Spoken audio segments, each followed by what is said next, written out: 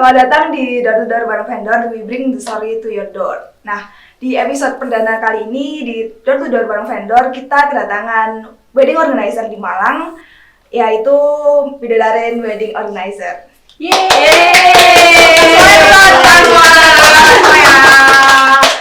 Nah, di sini udah kedatangan oleh dua mbak-mbak cantik nih. Yang pertama boleh kenalan, Mbak? Saya Verza. Nah, iya lanjutnya. Saya Safira.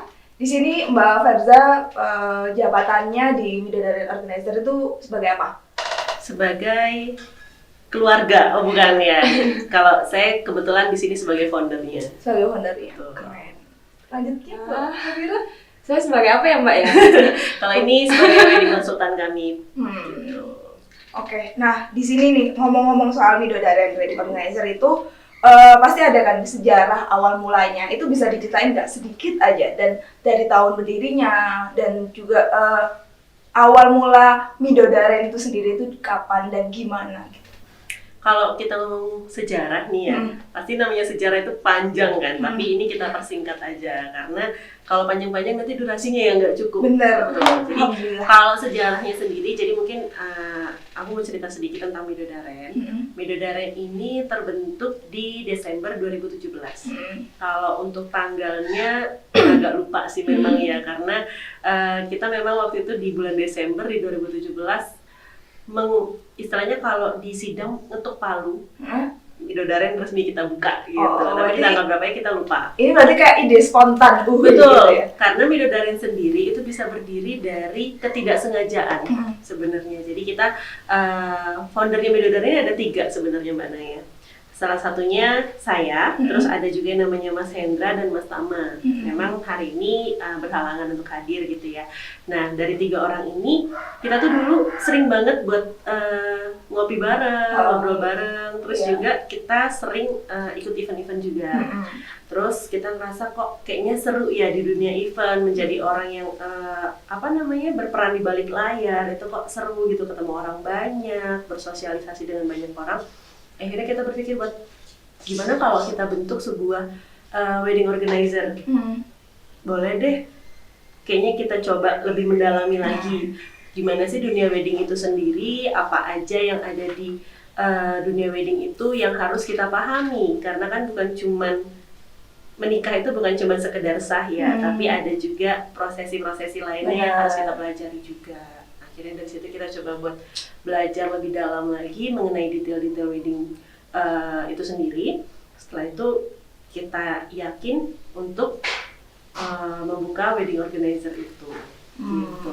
Dari namanya sendiri nih, kan Bidadaren itu ada artinya nggak sih? Kalau arti memang di Bidadaren sendiri itu jadi gini. Kita waktu itu sebenarnya nama Bidadaren ini terbentuk secara spontan. Spontan lagi ya? Emang anaknya suka spontan gitu ya. Dari kepikiran langsung ini Bener, ya. jadi muncul kayak lagi gitu ya. kita lagi ngobrol-ngobrol nyantai, biasa anak muda kan ngopi gitu ya. Lagi ngobrol-ngobrol terus tapi namanya apa? Pasti kan kita udah niat kita buka WO yuk. Ayo boleh. Tapi namanya apa nih? Iya, stucknya di nama. Bener, namanya apa nih?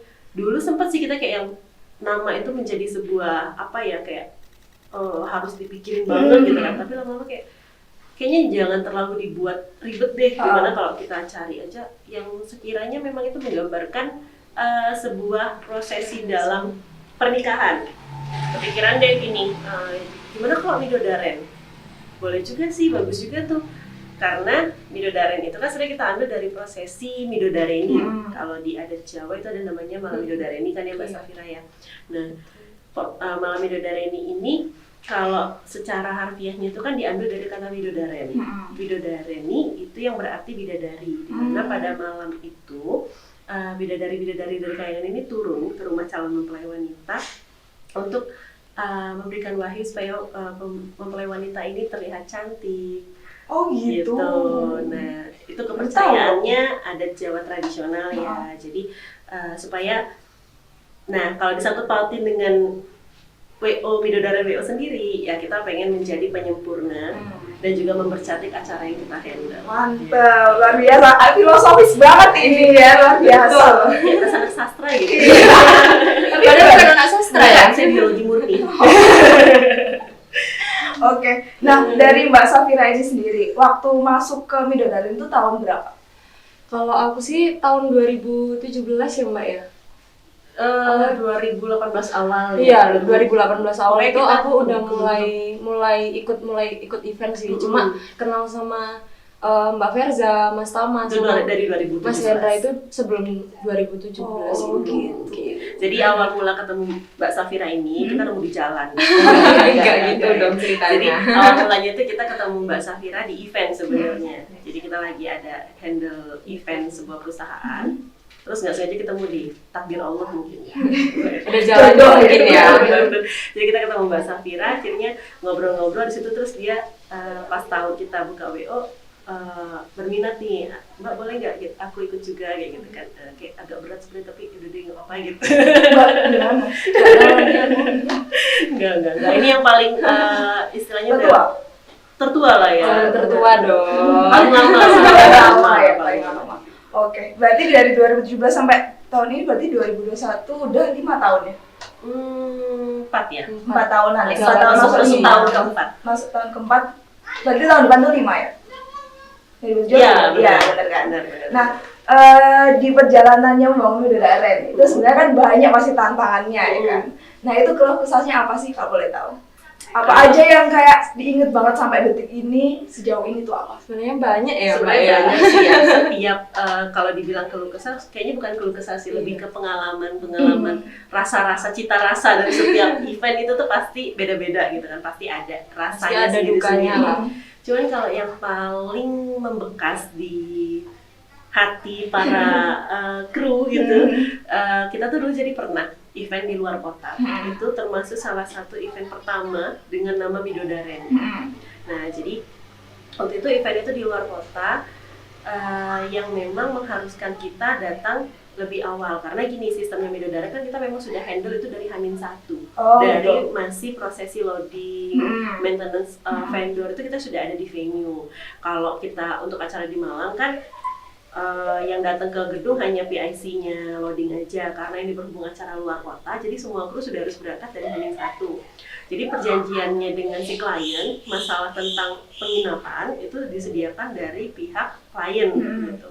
Mungkin kliennya ini karena sudah mendekati hari H, sudah banyak masukan dari bude-bude yang membuat dia jadi blank. Akhirnya pas sampai sana ternyata rumah yang seharusnya untuk tempatnya para vendor-vendor itu sudah ditempati oleh keluarga dari calon mempelai laki-laki dari mempelai pria. Karena memang kebetulan mempelai pria ini dari luar kota juga. Nah, terus posisinya mbaknya mungkin udah bingung juga, jadi kayak nggak apa-apa mbak, jadi satu aja di situ gitu kan. Cuman kan kita yang agak sungkan ya karena keluarga butuh untuk istirahat karena besok mereka kan harus fresh waktu acaranya. Nah, tapi waktu sedangkan kita malam kita masih ada briefing, kita masih ada persiapan dan kita pasti bangunnya juga lebih pagi. Takutnya nanti kita malah mengganggu waktu istirahatnya keluarga. Akhirnya kita milih buat nggak apa-apa mbak, kita coba cari aja deh di luar gitu. Maksud kita awalnya kita mau kita tidur di gedung aja deh karena kalau di Malang kan loading kan sampai pagi ya biasanya ya, kita bisa tidur kan, bisa tidur di gedung sekalian kita nemenin si PIC loadingnya nih biar dia nggak sendirian. Ternyata pas kita nyampe di gedung, peraturan di kota itu memang jam 12 harus tutup. Jam 12 itu udah harus tutup gedungnya, jadi dekorasi semua kalau belum selesai besok pagi dilanjutkannya. Jadi kita nggak boleh ada di dalam. Berarti ini masih nggak tahu mau tidur di mana? Kita masih nggak tahu mau tidur di mana. Kita nggak tahu kota itu ya. Akhirnya kita mikir kita kayaknya ngopi aja deh, lagian juga cuman butuh waktu 3 jam karena jam 3 itu udah harus make up, sedangkan itu jam 4 udah harus make up, sedangkan itu udah jam 1 malam.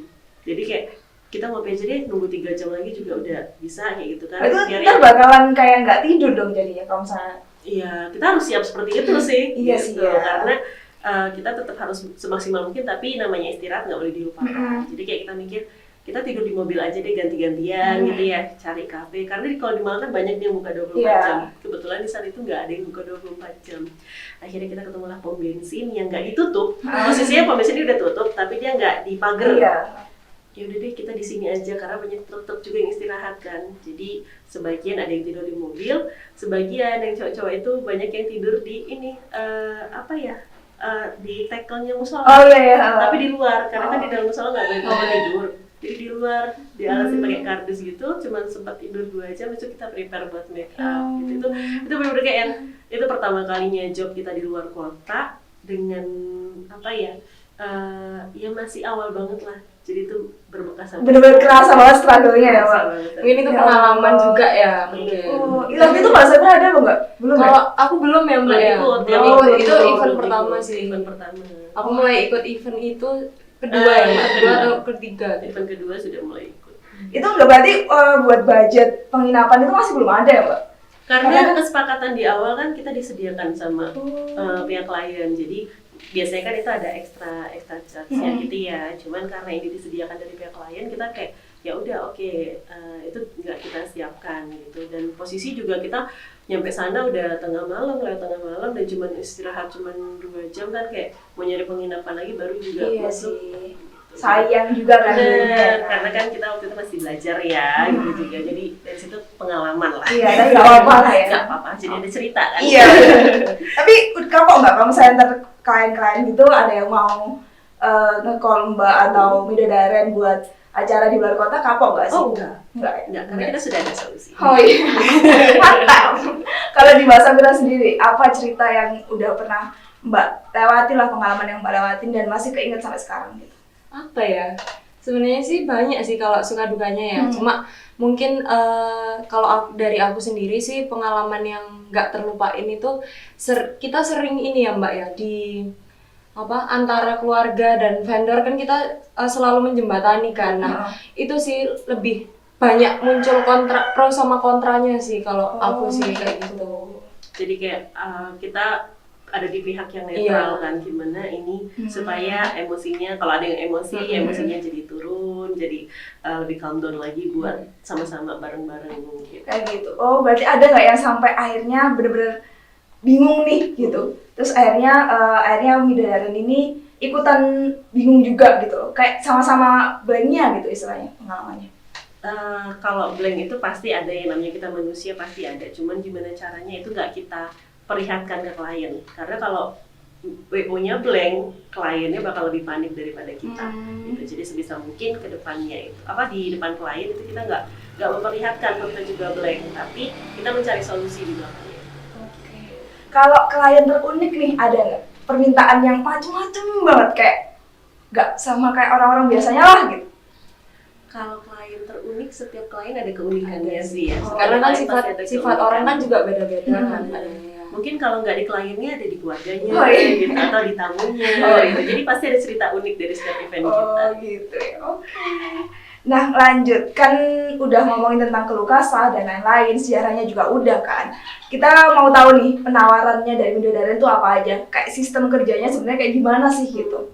Kalau sistem kerjanya kita wedding, jadi nanti setelah di-link dengan Midodaren itu kan akan kita kasih 2 wedding konsultan. Jadi apapun itu bisa dikonsultasikan ke para wedding konsultan itu. Salah satunya sih Mbak Safira ini. Berarti Mbak Safira ini sering banget jadi wedding konsultan ya? Sering banget, memang dari awal sudah kita kita bareng-bareng sama-sama belajar untuk jadi wedding konsultan itu seperti apa. Oh gitu. Jadi berarti udah pro ya lah ya. ya. Udah pro ya berarti buat ngehandle klien. Kalau dibilang pro sih proan Mbak Verza sih. enggak sih, masih sama-sama belajar lah. Peruan aku aja lah. Oke. Lanjut. Jadi kalau tahapannya sendiri itu pertama kita ini dulu ya Mbak Safira, yang pertama Kita ketemu klien, terus kita menggali kebutuhannya klien itu apa, terus wedding dreams-nya klien itu seperti apa sih. Nah itu dari situ kita kan tahu juga pribadinya klien itu seperti apa, kayak gitu. Mungkin dari awalnya, mungkin mulai ceritanya dia ketemu sama pasangannya dia itu seperti apa, kayak gitu sih. Itu bisa kita masukkan ke dalam konsepnya kita juga. Oh gitu. Jadi lebih ke pasti kita ada tahapan prosesnya juga kan. Pertama itu setelah yang namanya di-link dengan Midodaren itu kita jadi kita di-link dengan vendor. Terus karena di saat itu tuh kita juga bantu untuk menyesuaikan keinginannya klien nih. Jadi kita bantu carikan, kita bantu di-link dengan vendor yang sesuai sama budget atau keinginannya, kayak gitu ya Mbak Safira. Iya, mungkin sebelumnya kita nge-budgeting dulu ya. Nge-budgeting dulu itu dengan pemilihan vendornya itu kita harus menyesuaikan konsepnya dia yang dia inginkan itu seperti apa gitu. Jadi mungkin dari situ kita harus lebih banyak relasi ke para vendor sih. Oh Kayak gitu. Kalau budgeting itu sendiri biasanya yang vendor menyesuaikan budget itu sendiri atau budgetnya yang menyesuaikan vendor? Budgetnya yang menyesuaikan vendor. Oh gitu. Berarti Betul. adanya Karena- budgeting itu buat itu. Benar, karena gini, klien kan pasti sudah punya wedding dream-nya dia ya. Dia pengen yang seperti apa. Di situ kita bantu nih, karena kita kan udah punya banyak relasi dengan vendor-vendor. Kita sesuaikan dengan seperti apa keinginannya klien ini. Oh Gitu. Kita bantu rekomendasikan. Jadi klien ini juga karena sepenuhnya keputusan itu pasti ada di klien. Jadi kita bantu rekomendasikan. Mereka bisa lihat dari Instagramnya. Sekarang kan Iya. memang semua informasi bisa dicari lewat Instagram ya. Lebih gampang. Di Instagramnya seperti apa, cocok atau enggak. Kalau mau ketemu dulu kita atur waktu ketemu dengan vendornya ya Mbak Sandi. Mungkin itu lebih mempermudah klien juga sih Hmm. menggunakan WO karena kan dari situ kan klien kan bisa menghemat biaya juga, menekan biaya juga kan. Misalnya aku punya budget segini nih Mbak, bisa nggak ya kira-kira aku pengen vendor yang kayak gini gitu. Jadi mungkin kita bantu negosiasi ini tuh karena kita sama vendor, jadi harga vendor itu agak lebih turun ya daripada klien langsung negosiasi sendiri ke vendornya gitu. Oh gitu. Oke, setelahnya dealing vendor nih, apa? Kan tadi udah budgeting, udah dealing vendor, terus tanya apa? Kalau setelah pemilihan vendor sih kita lebih memastikan item-itemnya ya, kayak dari dekorasi ini dapatnya apa aja sih, terus dari make up apa aja, kayak gitu kan sebenarnya hal-hal kecil yang kadang ketelesut gitu loh Mbak Naya ya. Jadi kayak Gitu. kurang diperhatiin. Iya. Kadang kan suka lupa juga kan, iya gitu. Oh, berarti setelahnya kita udah checklist item tuh. Terus setelahnya itu Nah itu tuh kita Koordinasi. menyusun rundown dulu ya Mbak ya. Menyusun rundown dan juga koordinasi sama vendor. Jadi kan udah deal nih sama vendornya, udah tahu kita pakai siapa-siapa aja. Setelah itu yang pasti yang kita lakukan koordinasi dengan vendor itu sendiri. Karena di sini menjadi poin yang cukup fatal sebenarnya sebagai wedding organizer. Karena apa? Karena selama pola komunikasi yang kita bangun dengan vendor waktu mempersiapkan bagaimana sih pola komunikasi yang kita bangun? Kalau pola komunikasi ini baik, kita informatif seperti itu mempermudah kita waktu hari hanya nanti. oh gitu. Karena komunikasi itu penting ya Mbak Betul. menurut saya. Jadi nanti kayak semisal klien nih pengennya konsepnya seperti apa, kan kita menyampaikan ke vendornya juga harus sedetail mungkin kan, sesuai dengan keinginan klien. Jadi mungkin kliennya nggak bisa menyampaikan kayak gitu, itu tugasnya dari kita sih. Gitu. Oh gitu. Berarti untuk persiapan nih udah waktu hari H nih.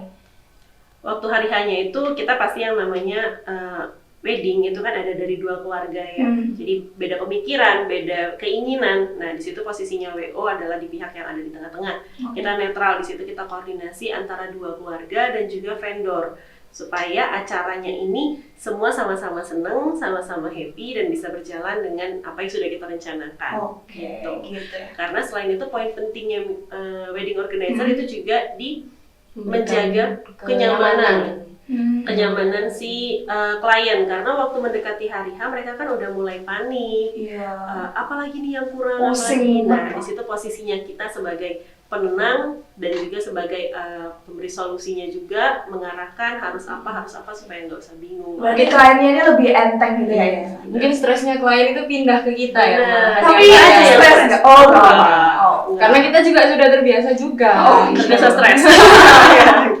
Nah, jadi biar mantan ini pas satu hari kan mereka fresh. Oke. Karena kalau pusing kan nanti pas lagi di pelaminan mencurung. Iya kan jelek ya kan. Jadi bukan hari bahagia dong. Benar. Iya, nah tadi agak dapat contekan dari teman-teman, katanya Widodaren sempat ke-hack ya Instagramnya. Sempet sekali. Itu waktu followersnya berapa tuh? Ini udah mau 5.000 ya. Lebih lah. Kaget. Kaget banget dong. Sedih sih sebenarnya, lebih ke sedih sih kita waktu itu. Apalagi waktu itu kita besoknya juga ada event Ada ya. event. Karena sekarang kan semua informasi dari Instagram ya, tadi kan sempat bilang juga tuh semua informasi sekarang ini anak-anak milenial lihatnya dari di Instagram. Instagramnya aktivitasnya banyak, aktif, itu pasti lebih tertarik Iya, kalau benar. Instagram yang pasif gitu. Iya, pasti. Nah, di saat kita sudah membangun Instagram itu sampai sekian postingan, terus juga followersnya yang sampai sekian ribu, ternyata itu hilang dalam semalam. Sebenarnya kita nggak bingung ini ya followersnya ya Mbak.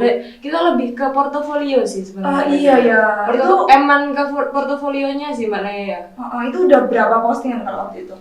Lebih. 100 ada? Lebih 200-an lah lebih ya. ratusan lah pokoknya. Wah, Itu hilang dalam sekejap. itu aduh, kalau aku pribadi Instagram itu investasi pribadi ya kan. Bener. Nah itu cara menghadapinya, terus akhirnya bangkit lagi gitu kan. Soalnya ini kan Widodaren udah brand lama ya.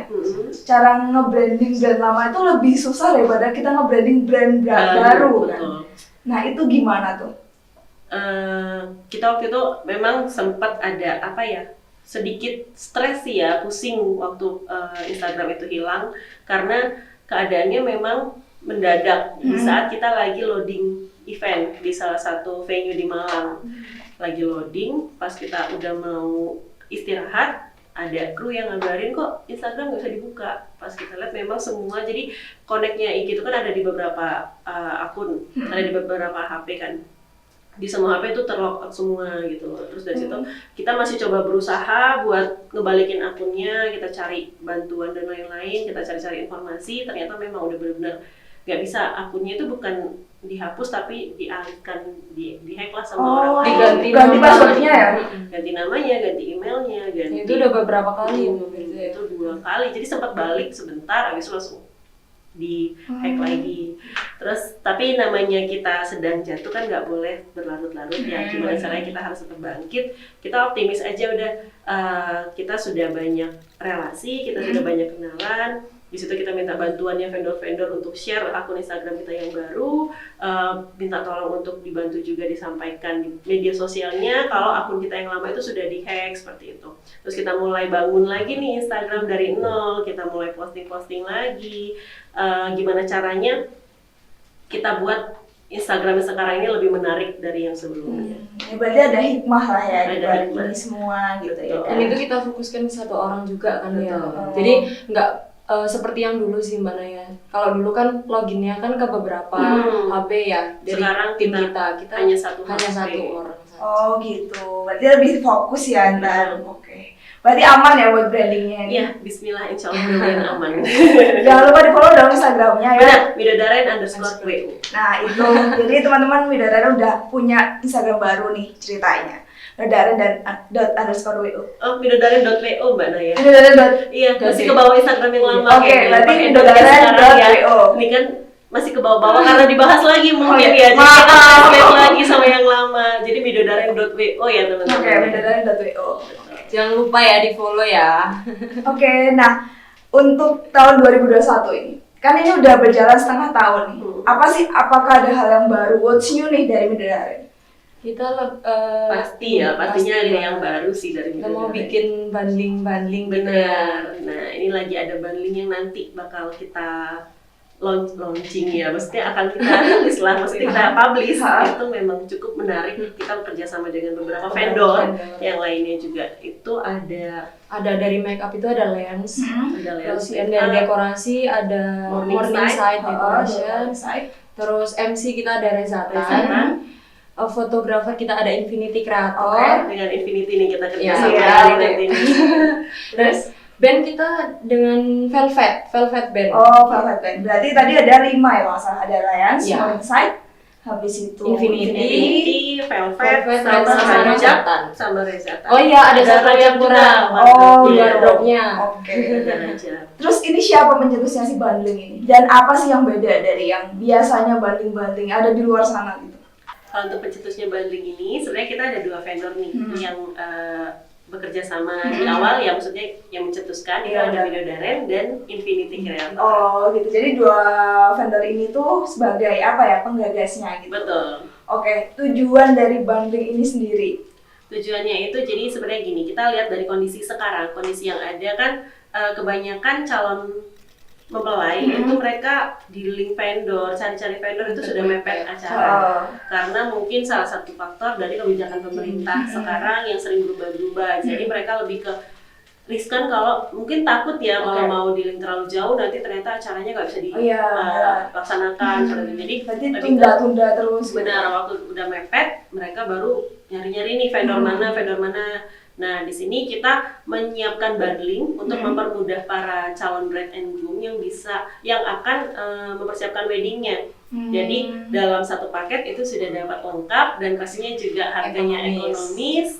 Terus juga kita kerjasama dengan vendor-vendor yang sudah profesional. Berarti all in ya. Jadi melewati step dealing dengan vendor itu udah semua langsung dealing, udah tenang, aman, kita Betul. udah duduk tenang gitu. Betul. Oke. Dan butuh waktunya singkat. Oh iya benar. Nah untuk pembedanya dari bundling yang ada di luar sana itu apa sebenarnya? Untuk pembedanya pasti kita mempersiapkan bundling ini memang kita mau membuat konsep terbaru dalam perweddingan. Jadi Konsep yang menarik lah ya. benar yang lebih kreatif lagi, terus juga lebih anti mainstream lah, anti mainstream daripada acara-acara yang sebelumnya. Jadi kita membuat konsep ini lebih menarik supaya lebih berkesan juga Iya, ke bride and groom-nya. Jadi Bisa jadi inspirasi ya Mbak Fenza betul, ya. jadi inspirasi untuk para calon-calon mempelai yang lainnya juga. Nah, karena itu buat bride and groom yang akan atau yang sedang mempersiapkan acara pernikahannya, wajib banget nih harus ambil paket bandingan kita ini karena konsep acaranya ini nanti bakal beda dari yang lain dan pastinya lebih berkesan lagi. Mantap. Jadi nanti pantengin terus di Instagramnya vendor-vendor yang terlibat kayak gitu ya, Mbak. Dan juga tetap pantengin juga segmen ini dari Bang Vendor. Dan ini udah mau closing, Mbak. Jadi terima kasih banyak buat Sama-sama, terima kasih Mbak undangannya. Aku boleh minta tolong nggak, Mbak? Closing dong sekarang. Jadi kayak don't forget to subscribe, like, dan like. Buat bride and groom di rumah yang lagi mempersiapkan acaranya, jangan lupa pantengin terus door to door. Jangan lupa untuk subscribe, like, dan comment and share. Oke. Kalian. Dari Bang Vendor, we bring the story to your door. Dadah. Bye.